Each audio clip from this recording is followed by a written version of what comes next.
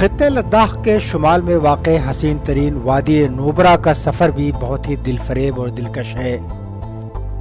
اسی وادی کے تقریباً 800 مربع کلومیٹر کے رقبے پر اب بھارت کا کنٹرول ہے، جو 1971 تک پاکستان کے پاس ہوا کرتا تھا۔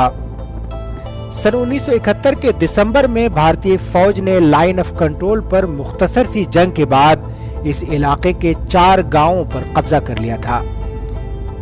یہ علاقہ اپنے تاریخی گاؤں ترتک کے لیے معروف ہے، جو دریائے شیوک اور قراقرم کے پہاڑی سلسلے کی بلند چوٹیوں کے درمیان واقع ہے۔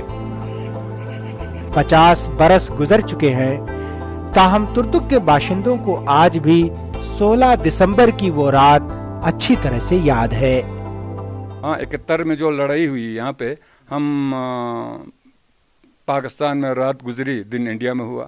ہم اسی میں تھے، گاؤں میں تھے، یہاں پہ بیٹھے ہوئے تھے، تو اتنا لڑائی نہیں ہوئی کیونکہ پاکستانی ملٹری بہت کم تھے، تو وہ کچھ وہاں پہ بارڈر پہ چھوٹ پھوٹ لڑائی ہوئی، اس کے بعد یہ گاؤں کو چھوڑ کے چلے گئے، تو آرام سے انڈین آرمی یہاں پہ پہنچ گئی۔ سن 1948 میں کھپلو اور ترتک سمیت بلتستان کا پورا علاقہ پاکستان میں ضم ہو گیا تھا، لیکن سن 71 میں جب بنگلہ دیش میں جنگ جاری تھی تو اسی دوران بھارتی فوج نے اس سرحدی علاقے کے 4 گاؤں ترتک، تھنگ، ٹیاکشی اور چلونکھا پر قبضہ کر لیا تھا۔ پہلے یہ گاؤں اسکردو کا حصہ ہوا کرتے تھے۔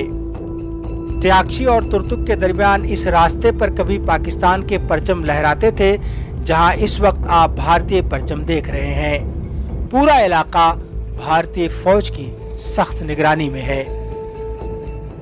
جب ہندوستان کا آرمی ادھر پہنچا، اس وقت ہمارے ترتک کے جتنے یہ غریب گھر والے ہیں، بال بچے ہیں، ان کو کسی نے اس نالے میں چھپایا اور کچھ نیچے اپنے گائے بکریوں کے ساتھ نیچے طبقے میں ان کو چھپایا۔ پھر صبح ہو گیا تو آ گیا، تو ہندوستان کا فوج آیا ہوا تھا، پورا گاؤں کو کور کیا ہوا تھا۔ پھر ہم لوگ آ گیا تو انہوں نے تلاشی ولاشی لے لی، تو وہ لوگ بول رہے تھے کہ ہاں اگر پاکستان کا فوجی ہے تو ہمیں بتا دینا، تمہیں سویلین کو تو ہم نقصان نہیں پہنچائے گا۔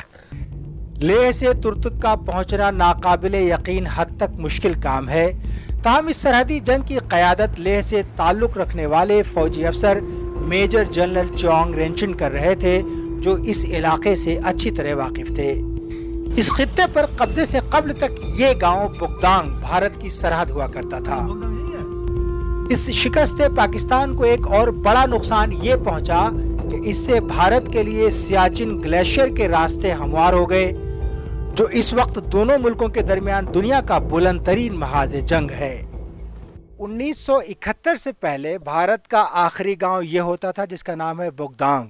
71 کے بعد جو جنگ ہو رہی تھی، اس دوران بھارتی فوجیوں نے یہاں سے تقریباً 25 کلومیٹر کا یعنی ترتک اور تھنگ تک کا علاقہ قبضہ کر لیا اور پاکستانی فوجیں پیچھے ہٹ گئیں۔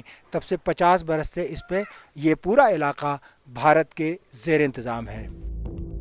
ان دیہاتوں کا اچانک اپنے ملک سے جدا ہونا یہاں کے لوگوں کے لیے غیر معمولی بات تھی۔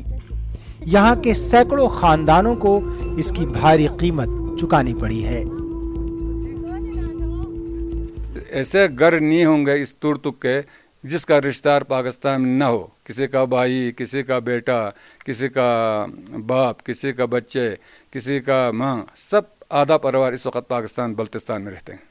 بہت یاد آتا ہے۔ میرا سے بڑا بھائی پاکستان میں پھنس گیا تو ادھر رہ کے ابھی اس کا اس سال ڈیتھ ہو گیا۔ سکہ 2 بھائی ہے پاکستان میں، لاہور میں ہے۔ 71 کی جنگ کے دوران وہ لوگ وہاں پھنس گیا اور ہم رہ گیا۔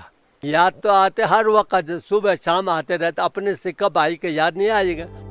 یہ چھوٹی سی بستی شمالی بھارت میں وادی نوبرا کے انتہائی آخری سرے پر واقع ہے اور شمالی لداخ میں بھارت کی آخری چوکی ہے۔